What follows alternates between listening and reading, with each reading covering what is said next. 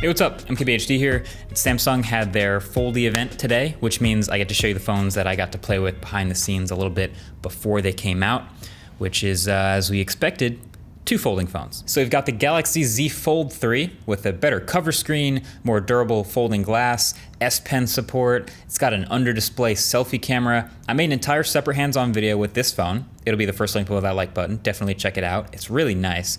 But then also, there's this guy, the Z Flip 3.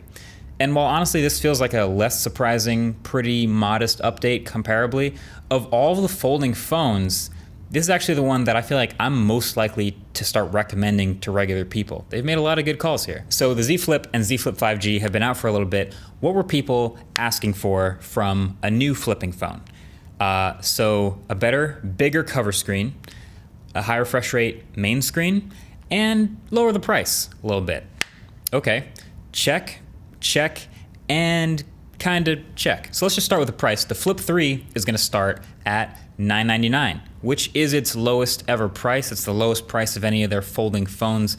But the baseline version of it now has 128 gigs of storage, where the previous Flips all had higher prices, but they all started at $256. So they've made a lower priced version, thus having a lowest ever price, but you can see how they've sort of turned that narrative a little bit. I still think $999 is pretty clutch though, because while it is definitely still expensive, it's now in line with some other regular flagship smartphones people are gonna be considering buying. It just happens to be the one that's folding in half. So I'm happy to see this lower price, but the inside screen, the folding display, which is still the same size and aspect ratio, is also now 120 hertz, which is great. Everything is now benefiting from being super smooth, and you can always turn that down to 60 hertz if you want to. Literally feels like the iPhone will be the last flagship to go higher refresh rate, but that's a conversation for another day. And all of this is wrapped in a design refresh that includes a larger and more functional cover display, going from that tiny 1.1 inch screen from before to a 1.9 inch cover screen. Now it's not quite the huge 2.7 inch screen on the Razr, but this is a much bigger window and it makes a huge difference. So by default, it's still just gonna be showing you the time, which is the same as before, cool, plus you get the battery and the date.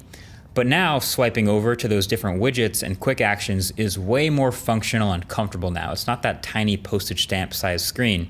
You've got music controls, alarms, timers, and they're now an actually usable size. And so this is the stuff you don't always wanna have to open the phone to get to.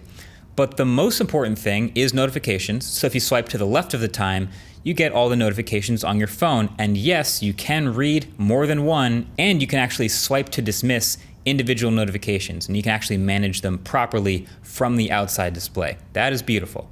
So you can of course dive into the settings and customize a little more of what happens on this outside screen. Samsung's built a bunch of neat time animation, so if you want a little more color, or if you want to keep it clean, or maybe you want multiple clocks for different time zones, there's a lot to play with here. And then you can even add or subtract widgets you don't use. So I know I'd probably add in the weather widget and the calendar for myself, and you can reorder them. All of that is great, and you always know what to expect when you swipe. So overall, that's a pretty big usability improvement for the outside screen on the Flip. Of course, it can still be your camera viewfinder when taking photos with the primary dual cameras.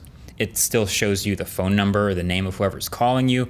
All that good stuff is still here, just bigger. And I don't know about you, but I'm kind of liking this new dual tone design. Honestly, if you didn't have any logos on it, like if you just told a younger version of me that this was a folding Pixel, I probably would have believed you. It kind of looks like the aesthetic from that Panda Pixel 2. But the sides are a little bit flatter too, which definitely helps with modernizing it a bit, and it feels good in the hand. Plus, the new hinge is improved again, and it's improved to the point where the whole phone is now IPX8 water resistant, which is pretty sweet. That means you can dunk the phone in water, drop it in a puddle, or spill something on it momentarily, and it'll be fine, which is cool. Now, IPX8 does not mean dust resistant. Unfortunately, the stuff that usually ends up plaguing folding phones, like the grit and stuff that gets in the hinge, can still make it through there, so it's not certified to block that stuff out. But it's cool to see a watertight seal. But also, they tossed in some better speakers this time, so the original Flips just had this one not that great speaker at the bottom and the earpiece. Now, Flip 3 actually gets a much improved speaker in the same spot, and they're Dolby Atmos stereo speakers now. So, new Gorilla Glass Victus on the back, same fingerprint reader on the power button.